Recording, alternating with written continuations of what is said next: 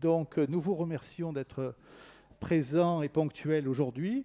Je profite de cette première rencontre marseillaise organisée par Chantal Champé, Alain de Michelis du Comité de Marseille pour vous présenter tous nos vœux, tous les vœux du conseil d'administration du Comité du Marseille. Le président est souffrant, donc il n'est pas là ce soir. Mais je crois que tout le conseil d'administration, qui se réunit d'ailleurs vendredi prochain, vous adresse tous nos vœux. Évidemment, bien évidemment, surtout, une meilleure santé, une bonne santé, et que nous sortions enfin de cette pandémie, et que nous puissions enfin ôter tous ces masques et être beaucoup plus nombreux encore, bien que nous soyons quand même ce soir très nombreux. Donc ce soir, pour cette première rencontre marseillaise, eh bien, nous allons un peu aller dans les îles, nous évader un petit peu, grâce à François-Noël Richard, qui est, je dirais un peu Monsieur Frioul, qui est un spécialiste et un amoureux du Frioul, suffisamment pour avoir écrit un livre couronné par l'Académie de Marseille, et pour nous présenter ce soir une conférence qui se promet d'être passionnante, parce que François-Noël Richard est passionné, sur les traces et histoires des fortifications de Frioul, le Frioul qui, bien entendu, depuis Jules César jusqu'à nos jours, enfin jusqu'au moins la Deuxième Guerre mondiale, a servi pour à la fois défendre, attaquer Marseille, etc. Et où il y a eu un certain nombre de fortifications au cours des siècles, fortifications dont il reste encore des traces et des vestiges. Mais bon, ce n'est pas moi qui vais vous faire la conférence ce soir, c'est François-Noël Richard, à qui je laisse très volontiers la parole. Et puis, vous aurez sûrement beaucoup de questions à lui poser ensuite.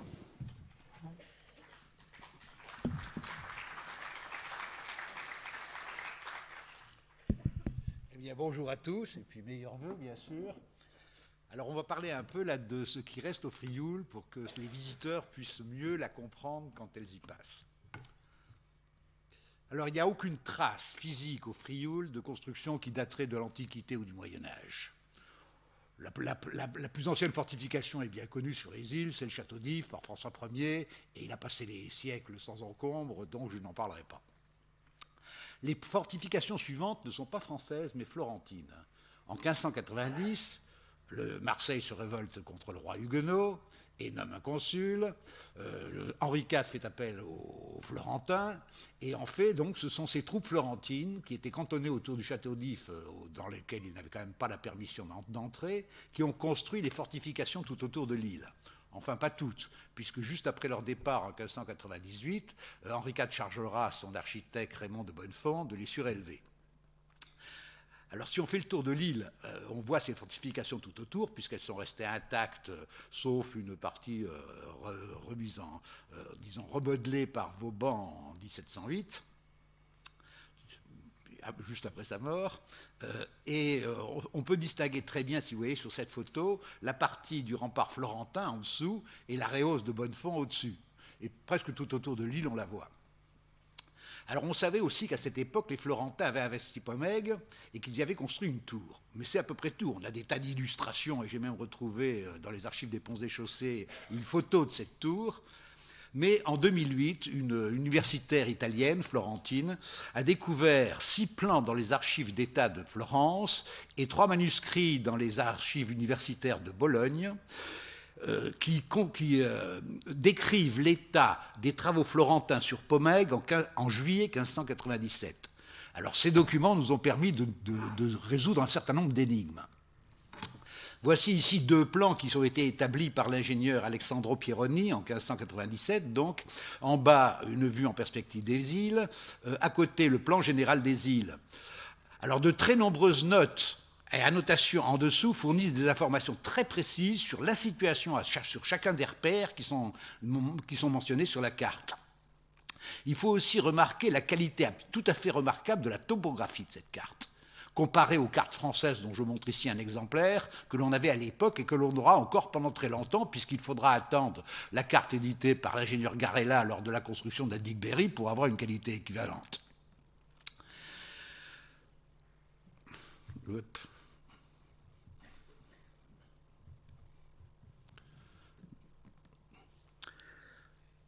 Il me manque une photo. Ah oui. Alors, à l'ouest de la carte, sur l'emplacement actuel de Caveau, les Florentins avaient pour intention de fabriquer un fort, dénommé ce qu'ils appelaient Santa Cristiana, un gros fort dont Alessandro Pieroni nous laisse un plan d'implantation générale et un plan de détail.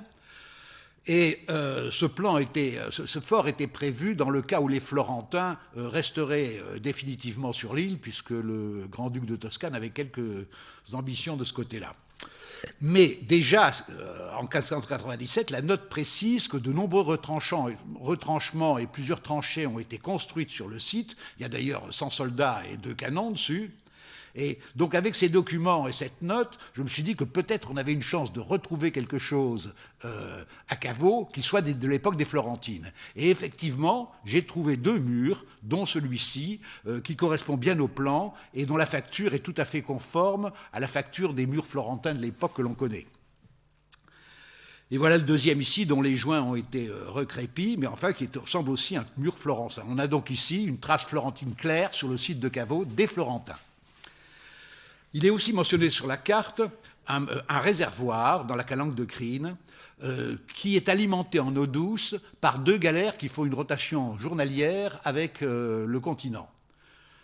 Alors pour tous ceux qui sont allés à la calanque de Crine, ils ont dû remarquer déjà ce mur dont je n'avais aucune idée de l'origine. Eh bien voilà les murs de la citerne florentine et donc encore une trace florentine sur l'île du Frioul. Ici aussi, il est mentionné une tour, lieu où se fera la tour du port. En ce moment, on creuse une citerne, d'ailleurs avec des piqueurs engagés à la tâche à Marseille. Ce qui veut dire que cette citerne était creusée en 1597, où ils étaient en train de la creuser. Or, à cet endroit-là, plus de 2 siècles après, on va construire une tour. Et j'avais été frappé dans cette tour que la citerne ne soit pas sous la cuisine, comme c'est l'habitude, mais à côté. On voit ici en bas, on y accède par une niche sur le mur extérieur du fossé de la tour. Et donc, il est très probable que les constructeurs de la tour de Pobéguet ont réutilisé une citerne préexistante, celle des Florentins. Alors, sur la pointe de Crine, il est marqué un site, le lieu qui garde l'entrée du port et où il y a une pièce d'artillerie et où se fait la chaux et où il y a un four et où le débarquement de tous les matériels et munitions, où sont logés 50 hommes pour la garde du port et les dites choses, et où il est fait un peu d'hôpital pour les malades. C'était donc la base principale des Florentins au Frioul, dont on pensait qu'elle était plutôt dans l'anse de Pomègue.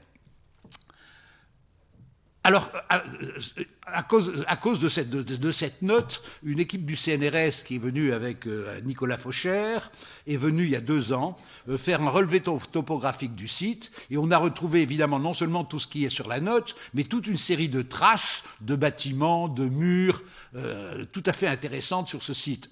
Je vous en montre quelques-unes. Voici le bâtiment principal. On le voit très bien du haut de la route de Pomègue, et depuis des années, je me demandais d'où il sortait et qui l'avait fait. Eh bien, c'est Florentin. Voilà ici les restes d'une citerne. On voit aussi ici le podium sur lequel était installé le canon qui protégeait l'entrée du port. Et on voit ici un orail, c'est-à-dire ces bites d'amarrage taillées dans la pierre. Il y en a 2 autres à côté. Et ici un escalier taillé dans la pierre, c'est pareil, qui était sur le chemin qui montait à Pomègue, des zones qui aujourd'hui sont tout à fait inaccessibles. Alors sur la pointe est de l'île, c'est-à-dire là où est le fort de Pomègue actuel, il y a 6 repères. L'un mentionne le fort San Giovanni, c'est-à-dire la tour de Pomègue en fait, qui est la tour du fort San Giovanni.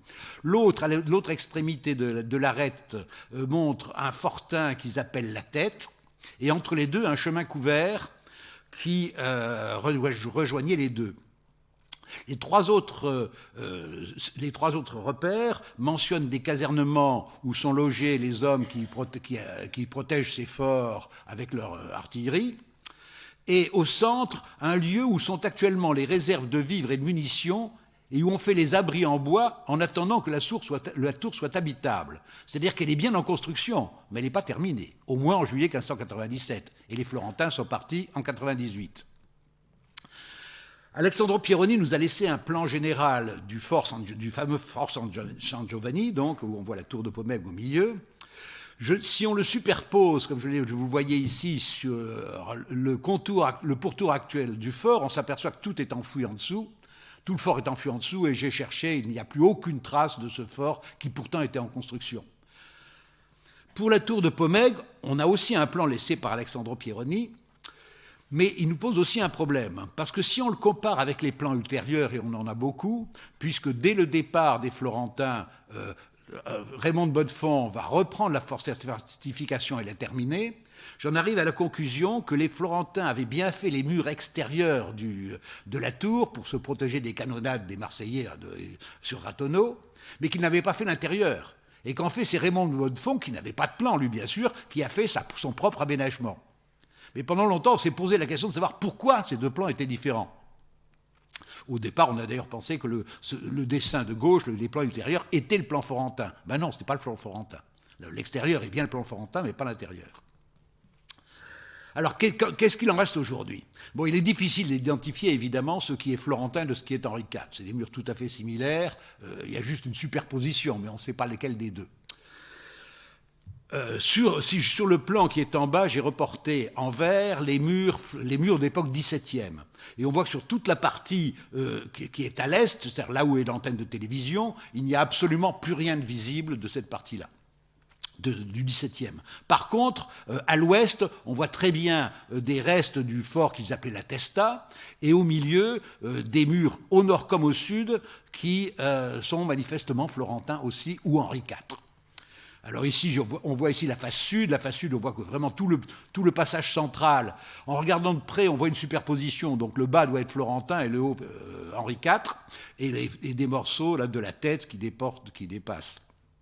Et la face sud, c'est pareil, toute la partie centrale de ce chemin couvert, où on voit aussi des superpositions de murs, et florentine ou Henri IV.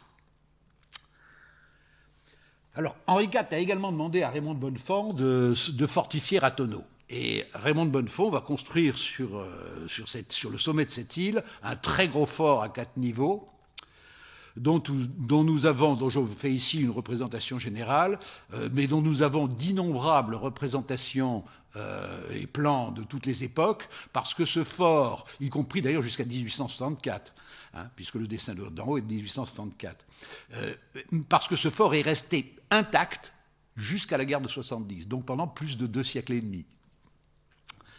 Malheureusement, il n'en reste pas grand-chose aujourd'hui.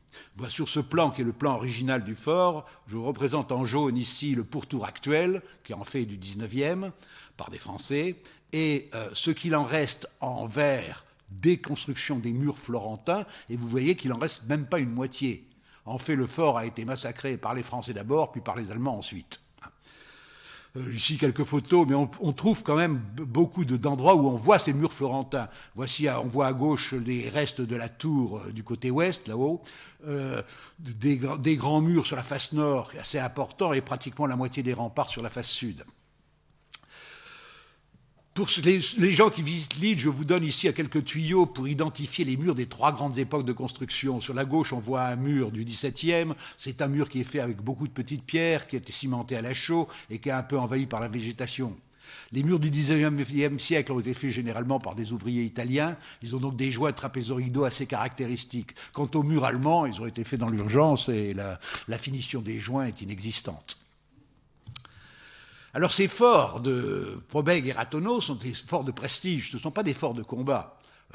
On peut arroser les canons, mais c'est tout. Arroser les bateaux de boulets, mais ça ne sert à rien. Pour être efficace, il faut des batteries basses pour tirer à la flottaison ou à démater avec des boulets ramés, c'est-à-dire 2 boulets attachés par une chaîne. Aussi, au XVIIe siècle, on va construire 2 batteries basses au Frioul. L'une est construite sur le cap d'Ouriou, à la pointe est de Pomègue. On la voit ici, on la voit très bien en rentrant dans le port du Frioul à gauche. Cette batterie n'a jamais été remodelée par la suite, et son accès a été rendu très difficile par l'exploitation des carrières, ce qui fait qu'elle nous est arrivée en remarquable état. On la voit ici, sa plateforme de tir est tout à fait neuve, ou comme neuve, et même son dallage est encore intact. La deuxième a été construite sur le cap de Ratonneau, à la pointe est de l'île de Ratonneau, sur le cap de Croix.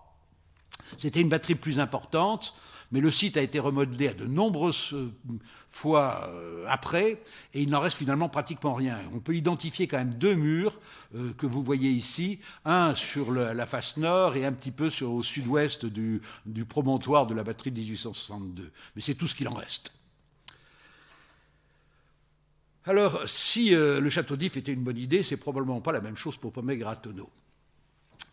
On ne peut pas aborder l'île d'If sans tomber sous les feux du fort. Par contre, pour Pomègue-Ratonneau, c'est différent. Les deux îles sont grandes, il y a beaucoup de petites calanques où on peut débarquer sans être vu des forts et les prendre par surprise. Et dès 1633, le marquis de Soubiran écrivait qu'on aurait mieux fait de laisser la peine de fabriquer les forts à l'ennemi plutôt de les lui fournir tout fait. Et en fait, pendant les 2 siècles et demi où ces forts vont rester sur les îles sans être modifiés, ils seront de plus en plus délaissés, et dès la moitié du XVIIIe siècle, ils seront même seulement gardiennés. On entretient les portes et les citernes. Tout va changer au milieu du XIXe siècle.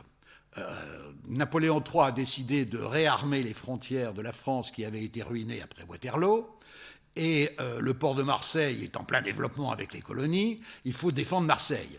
Donc, on va construire à ce moment-là sur l'île 4 nouvelles batteries plus une tour, et en même temps, la marine installera un sémaphore sur le cap de Caveau, à la même époque, en 1862. Alors ces batteries sont articulées autour de réduits qui sont standardisés et modulaires, définis en 1845 et remodifiés en 46. Nous, on a des modèles 46. Sur le modèle des redoutes napoléoniennes, on en voit ici un exemple. Ça paraît complètement médiéval, mais c'est ce qui se faisait de mieux au milieu du 19e siècle.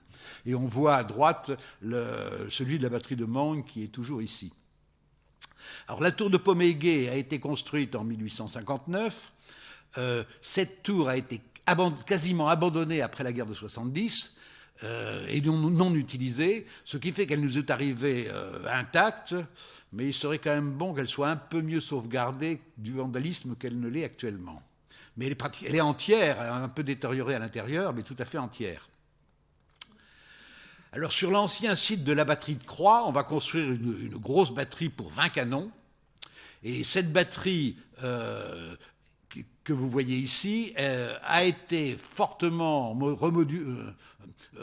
modifiée dans les étapes suivantes, ce qui fait qu'il nous en reste finalement assez peu. On voit quand même le môle est de l'extrémité des terrasses à canon, et le réduit est visible à plusieurs endroits en dessous, mais comme il a été enterré et qu'en plus il a été bombardé, il n'en reste qu'une petite partie. Sur le cap de Ban, on va construire aussi une batterie, qui est une batterie pour 10 canons avec une tour modèle numéro 1 pour 60 hommes également. Alors cette batterie a également été abandonnée après la guerre de 70, et en plus elle a servi de décharge lors de la construction du village du Frioul, ce qui fait qu'aujourd'hui tous les terrasses à canon qui sont intactes en dessous sont recouvertes de débris. Quant au réduit, malheureusement, il a été pratiquement totalement détruit par les bombardements de 1940, ce qui fait qu'il ne reste de visible aujourd'hui que les 2 môles d'entrée dans la batterie. Sur le cap de Mangue, on va construire également une batterie pour 10 canons, aussi avec une tour modèle numéro 1. Alors Mangue a été beaucoup plus épargné par l'histoire, et le réduit, comme tous les remparts extérieurs, sont encore parfaitement visibles aujourd'hui. C'est malheureusement une propriété privée. Alors, la révolution du canon rayé. Alors, l'avènement des canons rayés, qui est une idée du XVe siècle qu'on ne s'est réalisé industriellement qu'au milieu du XIXe, il a été essayé au Fort Ennet sur l'île d'Aix en 1863, et il interrompt brutalement de tout le programme de fortification parce que ces tours ne résistent absolument pas à un canon rayé. Les conséquences sont considérables. D'abord, elles sonnent le glas des châteaux forts. À partir de ce moment-là, on ne construira plus jamais un château fort. On va s'enterrer dans le sol, construire des tranchées, et pour les abris, eh bien, on va faire des constructions maçonnées, mais on les recouvrera de 3 mètres de terre, suivant le modèle que vous voyez à gauche. Il faut moins de canons par batterie. Évidemment, la vitesse des bateaux n'a pas beaucoup évolué, et avec des canons qui tirent beaucoup plus loin, le bateau va rester beaucoup plus longtemps dans la zone de tir des canons. Il en faut donc beaucoup moins. Une autre conséquence, c'est que ces châteaux de prestige qui étaient en altitude et qui étaient inefficaces, avec des canons rayés, ils deviennent très efficaces. Donc il va falloir convertir les forts de Pomègue et Ratonneau en batterie. Et une conséquence immédiate, c'est que comme il faut éliminer toutes les positions proéminentes qui pourraient identifier la position des batteries, eh bien on va raser tout ce qui les domine. Et malheureusement pour notre patrimoine, la tour de Pomègue et les 2 niveaux supérieurs du fort de Ratonneau, les seuls qui avaient trouvé grâce aux yeux de Vauban au niveau de leur architecture, ben, ils vont être rasés. Une autre conséquence encore, c'est que les positions stratégiques sont complètement modifiées. Jusqu'au canon rayé, toutes les batteries du Frioul étaient tournées vers les passes de Marseille. C'était les seules cibles qu'ils pouvaient atteindre. Caveau n'avait aucun intérêt puisque tous les bateaux pouvaient passer hors de leur portée. Avec des canons qui tirent à 10 km, évidemment, c'est tout à fait différent. Il faut retourner les batteries vers le large parce qu'on peut protéger toute la baie de la Pointe-Rouge au Cap Couronne. Et en particulier le site de Caveau, qui n'avait aucun intérêt militaire, devient la position la plus stratégique de la défense de Marseille.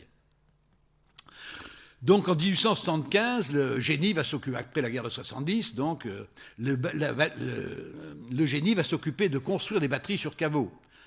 Il est obligé de les construire autour du sémaphore parce qu'il n'a pas réussi à obtenir de la marine qu'on enlève ce sémaphore qui identifie la position. Donc il construit 3 batteries de 2 canons de chacune de 240 mm. Alors, les 2 premières sont protégées au nord par un rempart et au sud par un fossé. Elles possèdent tous des abris-soutes enterrés, comme je vous ai montré, et un abri principal dont la différence est seulement que les murs de la maçonnerie font 2 mètres d'épaisseur et qu'il y a 5 mètres de terre. Même les casernements sont des bâtiments avec des toits plats qu'on recouvre de 3 mètres de terre. Et enfin, pour protéger les batteries des côtés exposés à la zone des combats, on va aussi mettre des buttes de terre en arrière. Toute cette terre étant évidemment à portée de Marseille. Alors, qu'est-ce qu'il en reste aujourd'hui? Eh bien, cette batterie va être complètement rasée en 1906, complètement pratiquement, et finalement, il ne nous reste aujourd'hui que les remparts nord qui ont été conservés, que la façade et les murs des bâtiments, et que les citernes qu'on avait construites sous les bâtiments. Tout le reste n'existe plus. On voit quelques traces, si on cherche bien, de fondations sur les murs de la batterie numéro 2, mais il ne reste pratiquement plus rien. On va, évidemment, pour les batteries qui sont déjà construites, c'est celles qu'on veut récupérer, il va falloir les modifier. Alors, à Mangue, eh bien, on va supprimer les terrasses à canon et on va les remplacer par 4 couvrements de canons, c'est aussi des canons de 240 mm. On va construire les abris-soutes enterrés qui vont avec.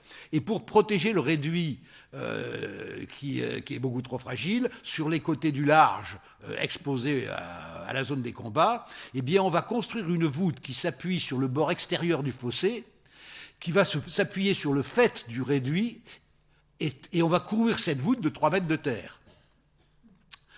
Alors là encore, Mangue, cette batterie a eu la chance d'être épargnée et les 3 abris sont restés intacts, les encuvements sont plus abîmés, et on voit ici en bas le mur qui retient la terre et qui protège le réduit. Mais en 1885, il y a une nouvelle révolution, c'est la mélinite, un explosif brisant. Et les murs de terre, ça ne résiste pas aux obus explosifs. Alors à partir de ce moment-là, et c'est seulement 15 ans après qu'on vient les construire, eh bien on va creuser des souterrains, ce qu'on appelle des abris cavernes, 10 mètres sous la roche. Et il va falloir en creuser sur toutes les batteries nouvelles, bien sûr, mais on va aussi en creuser sur les batteries qui existent déjà. Alors en voilà un exemple, ici sur la batterie de Croix, où on voit à gauche le souterrain qui part du sol et avec des rampes de roulement pour les chariots sur le côté. Au centre, la zone de stockage des munitions. Vous voyez une petite charpente métallique. En fait, elle supportait un doublage en briquettes qui permettait de protéger les poudres de l'humidité. Et puis les souterrains qui permettaient de ramener les obus au mont de charge qui les montaient sur la ligne de tir. Alors à Ratonneau, puisqu'il faut le transformer en batterie, eh bien on va non seulement raser la tour, on va commencer par construire une route carrossable pour remplacer le vieux chemin qui est d'abord du côté exposé au combat et puis qui n'était pas carrossable. Ensuite, on va construire une première batterie, elle sera construite avant 1885, donc elle est encore des abris enterrés. Puis une deuxième, toujours de 240, en taillant des tranchées dans les retranchements du côté ouest, et puis une grosse batterie d'obusiers de 270 à l'entrée du fort, et puis on va creuser un énorme abri principal, qui est une grosse caverne qu'on creusait dans la montagne, dans laquelle on a construit un bâtiment, et puis on finira par une batterie de canons de 95 à tir rapide, qui sera construite en 1995. Qu'en reste-t-il? Alors sur ce dessin, on voit en rouge les constructions du 19e et en bleu les travaux des Allemands. Donc là encore, toute cette batterie a été fortement endommagée par les chantiers allemands. Ici, on voit, il nous reste le Porsche. Il nous reste ici une des deux tours, une des deux soutes enterrées. La deuxième a explosé, je ne sais pas comment, mais on a une photo où on la voit exploser pendant les bombardements du 27 août 1944. Ici, il nous reste quelques encuvements de la batterie d'Aubusier. Ici, il nous reste, sur celle-ci, les Allemands ont rebouché les tranchées. Il nous reste un tout petit morceau d'un des encuvements de canon. Et puis, il nous reste une tranchée. Sur les 3 tranchées ou 4 tranchées qu'il y avait là, il nous en reste une. Donc, finalement, il ne reste pas grand-chose. Alors voici le grand abri souterrain, c'est une salle qui faisait à peu près 40 par 20, et le bâtiment qui est construit à l'intérieur est totalement indépendant de la caverne. On peut faire tout le tour du bâtiment. Au sol, on voit des plots qui supportaient un gros plancher de chêne qui permettait d'isoler les poudres de l'humidité. Au fond, il y avait un mont de charge qui débouchait sur le plateau en haut et qui a été évidemment obstrué aujourd'hui par sécurité. Sur Pomègue, c'est la même chose. On va construire 3 affûts de canon et 2 abris en souterrain. Ils ne seront jamais armés et il n'a pas été modifié, donc tout est entier. Alors pour le remodelage de la batterie de Croix, c'est un peu plus compliqué parce qu'on va creuser une tranchée qui traverse l'ancien réduit au niveau de la première chambrée. On va remplacer les terrasses à canon, les terrasses à canon par 4 abris, par 4 encuvements pour canon de 240, et on va complètement enterrer le réduit. Le côté entrée est complètement muré, et sur les 3 autres côtés, on va construire des voûtes sur le fossé et tout recouvrir de terre. Alors de cette batterie-là aussi, il ne reste pas grand-chose, parce qu'elle va subir des bombardements importants. Donc qu'est-ce qu'on peut en voir? On voit ici la tranchée, avec à gauche la porte du souterrain qui descend dans l'abri caverne. On voit en bas à droite la tranchée quand elle traverse qui traverse le réduit. On voit bien la différence de mur d'ailleurs de ce qui a été fait en 1890 et de ce qui a été fait en 1862. Et puis on voit les 4 platines des encuvements. En 1895, on va rajouter 3 nouvelles batteries au Frioul. Ce sont des batteries de 95 mm à tir rapide. Alors on avait déjà celle de Ratonneau, on va en rajouter une à Mangue, une à Cabo-Est et une à Caveau. Alors à Mangue, je veux dire, cette batterie a été rajoutée en arrière de la batterie existante, donc elle ne va pas la perturber, et elle est restée à peu près intacte, sauf quelques additions allemandes. On la voit ici, ainsi que la petite caserne qui a été construite, puisqu'il n'y avait pas assez de place dans le réduit de la grande batterie. Quant à celle de Caveau, celle qui est devant le bâtiment, c'est une tranchée qui est en avant des 2 batteries existantes, et elle sera remodelée, elle sera transformée en station d'éclairage et puis à nouveau en autre batterie. Elle est très endommagée, et il y a encore les tranchées que l'on voit, et puis il reste le petit abri souterrain dans cette tranchée. Celle de Caveau-Est nous est parvenue assez bien conservée. On voit ici la ligne de tir avec au bout le poste de commandement qui lui est écroulé, et à droite les abris souterrains qui sont liés à la batterie par un grand escalier qui monte tout au bout de la batterie. Voici je vous montre une photo de la batterie de Caveau-Est lorsqu'elle était armée en 1940. Elle est prise de l'autre côté, bien évidemment, puisqu'on voit le sémaphore derrière. Le nouveau sémaphore, pas celui dont j'ai parlé tout à l'heure. En 1900, avec l'électricité, on va équiper le Frioul avec des stations d'éclairage de nuit. On va utiliser des projecteurs Harley-Sauter de diamètre 90 cm, comme celui que vous voyez en bas. Alors on va en construire 5. Celle du Cap Mourdecamp a été juste murée et elle sert aujourd'hui de départ de câble pour l'électrification de l'île d'If. Celle du Cap de Mangue a été complètement rasée il y a une dizaine d'années parce qu'elle manquait de s'écrouler et devenait dangereuse. Celle de Caveau, je viens vous montrer le site, il est très endommagé. Il nous reste les deux autres. Alors celle-ci est plus intéressante parce qu'on distingue bien le poste de combat, c'est-à-dire le poste où était le chariot du phare pour éclairer, mais comme c'était une cible facile, il fallait pouvoir le remplacer facilement. Donc il y avait des rails qui l'amenaient dans un abri enterré, un abri souterrain qui est ici, au milieu, et dans lequel il y a aussi le groupe électrogène, la citerne, et puis un petit logement et un poste d'entretien. Le poste de commandement, lui, était déporté sur la butte à côté. Quant à celle de Caveau, eh bien, on voit ici en haut à gauche la porte du souterrain avec un petit logement sur la gauche. En haut à droite, c'est le poste de combat qui aujourd'hui, une partie s'est déjà écroulée. En bas à droite, c'est une partie du souterrain. Lui est entier, il restera entier, à mon avis, pendant longtemps. Par contre, le groupe électrogène, la citerne, les réserves d'eau et le logement principal ont été construites derrière la falaise. Ils sont beaucoup mieux protégés. Et le poste de commandement qui a été détruit par la ville, ou plutôt je devrais dire massacré par la ville, était en haut sur la butte. Et évidemment, il est sous les cailloux. Alors en 1906, malgré que la batterie de Caveau ait reçu tous les aménagements possibles et imaginables qu'on pouvait faire à l'époque, le génie va considérer qu'elle est obsolète et on va décider de la remodeler complètement. Donc on va commencer par araser le plateau complètement, on va le niveler. Et avant, les batteries n'étaient pas au même niveau, les trois batteries. Ensuite, on va réussir à obtenir de la marine de raser le sémaphore et de le reconstruire là où il est actuellement. On va ensuite recouvrir les casernements, non plus par de la terre, mais par une dalle de béton d'1,20 m d'épaisseur. Elle sera même en plus soutenue par des poutres en dessus et des colonnes en fonte. On va boucher le fossé qui existait, en creuser un autre quelques mètres en avant. Et on va constituer une ligne de tir pour des canons de 240, qui sont des canons de modèle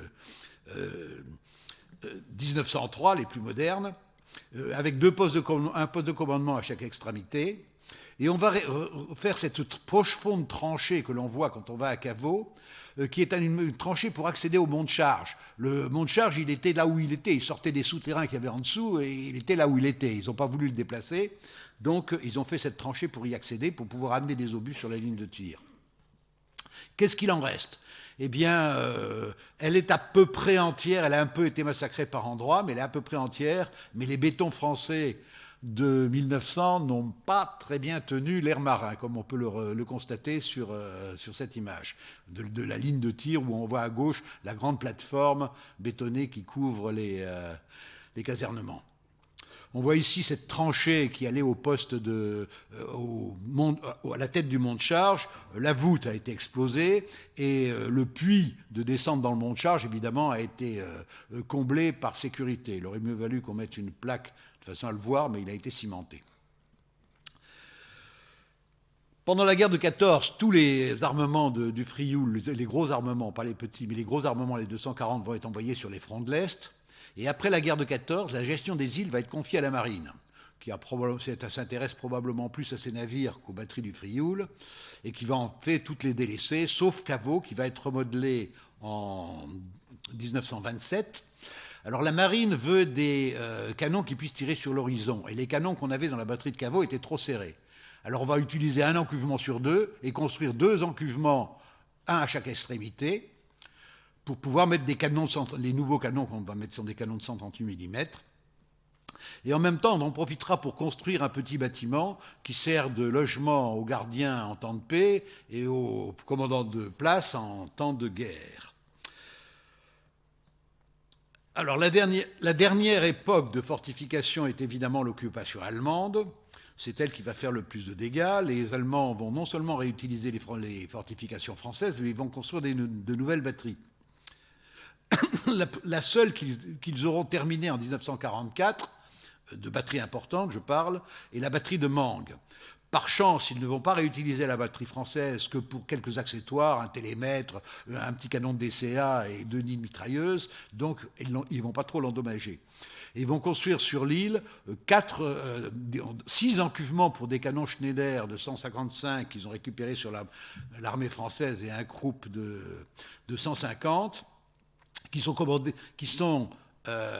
commandés par un gros poste de contrôle, de commandement. Et tout autour de la presqu'île, la défense rapprochée est assurée par toute une série de tranchées, de nids de mitrailleuses, de trous d'hommes, qui font qu'on trouve partout un peu des constructions. Alors, on voit ici le poste de commandement de tir, qui est resté intact. Aujourd'hui, il a été muré pour que les gens n'aillent pas trop dedans. Ici, on voit l'un de ces encuvements avec la soute pour les canons Schneider. Il y en a 3 d'entre eux ont reçu des bombes, elles sont donc très abîmées. Donc c'est une sorte de chantier que l'on voit ici. À gauche en bas, on voit le trou dans le sol qui est la descente d'escalier pour descendre dans ces abris-soutes. Sur le plateau des Lazarets, les Allemands vont faire une grande tranchée, une grande batterie de DCA, qui elle aussi a été construite. On voit ici en haut une vue aérienne de cette batterie juste après la guerre, et l'un de ces canons de 88, il y en avait des plus petits aussi. Ce site sera entièrement nettoyé lors de la construction du village, et aujourd'hui on n'en a donc pratiquement aucune trace d'existante. Sur le port du Frioul, les Allemands vont construire un grand plan incliné pour monter les canons sur le fort de Ratonneau. Et il était équipé d'un funiculaire. Et il en reste, on le voit encore assez bien si on regarde de près, mais on voit surtout les structures en haut qui servaient à décharger. Ils vont ramener ici aussi 8 grosses citernes de 30 mètres cubes qui sont aujourd'hui ensevelies dans les débris derrière les tennis. Et ils vont construire un grand souterrain au pied de la falaise de Ratonneau qui servait d'hôpital et qui est aujourd'hui muré par sécurité, bien entendu. Il y a aussi divers canons sur le port, mais c'est sans grand intérêt. Sur la batterie de Caveau, ils vont considérer que les canons français sont trop exposés et ils vont commencer la construction de 4 blocos du type M272, pardon. Ils n'auront le temps d'en terminer que 2, dont on voit une photo ici. Les autres, dont la deuxième photo, représente l'un des 2 autres au stade des fondations. Pour le faire, ils vont un peu tailler dans les batteries françaises. Ils vont aussi construire toute une série d'abris au-dessus du fossé, et puis toute une série aussi de nids de mitrailleuses, de postes d'observation, de télémétrie, un Tobruk à l'entrée, qui fait que la batterie a quand même pas mal de sites allemands, y compris la pointe de Luc que l'on voit ici, où il y avait une petite batterie de DCA, qui est allemande. Je vous montre ici l'un des canons français en haut, avec à droite le ferraillage d'un des blocos allemands en construction, et en bas, un de ces blocos terminés, on voit là dépasser le canon de ce blocos. Alors, sur Ratonneau, c'est beaucoup plus dramatique, parce que les Allemands vont entreprendre d'y installer 4 gros blocos, pour ne pas dire énorme, du type S542, on n'en connaît qu'un en France, il est dans la vallée de la Coubre, pour réutiliser des canons de 240 mm qu'ils ont récupérés sur le cuirassé français Condorcet. Il reste un de ces canons encore à Brest, sur les quais. Et pour installer ces blocos, pour enterrer ces blocos, eh bien, ils vont tailler dans les batteries françaises. 4 énormes excavations. Et ils vont ensuite commencer un chantier très important pour installer des voies de transport là-dessus, qui font des constructions dans tous les sens, des abris et des constructions un peu partout, qui font que qui donne au fort de Ratonneau aujourd'hui son aspect de désolation, alors que ce fort était assez magnifique moins d'un siècle avant. On voit ici donc en bleu ce qu'ont fait les Allemands. On voit les grands éboulis, les 4 grands éboulis sont les débris des excavations qu'ils ont taillées dans la roche. Ici, on voit la première, vous voyez l'état, c'est juste un trou. À gauche, on voit la batterie d'Aubusier coupée, et là, c'est l'autre batterie. Ici, c'est le deuxième trou qui n'est pas mieux. Les grosses poutres qui sont là étaient en fait des poutres provisoires pour installer des chemins de transport. Le trou numéro 3 et pas mieux. Ils avaient déjà quand même construit l'affût du canon, mais vous voyez qu'on n'en a encore qu'au niveau des sols en bas. À gauche, on voit la batterie française coupée. À droite, eh bien, on voit au fond le mur de soutènement de la terre de la batterie française du 19e. Et à droite, eh bien, les renforts, le mur renforcé d'Henri IV, qui a été mis à nu. Pour la 4, eh bien, c'était celle qui était la plus avancée. Le canon y était installé, mais pas encore fonctionnel. Et évidemment, les croix que l'on voit ici ne sont pas un faux cimetière, mais c'était seulement des supports, des traverses sur lesquelles on allait mettre les passerelles qui permettraient d'amener le béton pour couler les blocos. Ils avaient ici la réserve d'eau et la bétonnière était installée sur le petit terre-plein que l'on voit ici. Alors, pendant la guerre, les îles vont être foncièrement bombardées, vont être lourdement bombardées pendant les 4 jours du 25 août au 27 août 1944 par des bombardiers Mitchell qui étaient basés en Sicile, qui vont larguer quelques 500 tonnes de bombes sur les îles, et en plus par deux cuirassés américains, le Nevada et je crois je ne sais plus le nom de l'autre, qui étaient au large et qui ont envoyé aussi plusieurs centaines d'obus de 356 sur les îles à cette époque-là. En bas à gauche, vous voyez le réduit de la batterie de bande 1862 qui a été complètement explosé. Et dans la photo de droite, eh ben, c'est le rembarquement des quelques 900 prisonniers allemands qui se sont rendus le 29 août aux Américains. Ils avaient trop peur de se rendre auprès du général de Montsabert parce qu'ils avaient une trouille-bleue de leur troupe coloniale. C'est donc une friche militaire très dégradée que la ville rachète en 1970 pour la zone portuaire, puis en quasi-totalité pour 2000. Elle est difficile à défricher, mais elle est vierge de toute intervention civile et elle a quand même conservé de très riches traces de son passé militaire. Voilà, je vous remercie.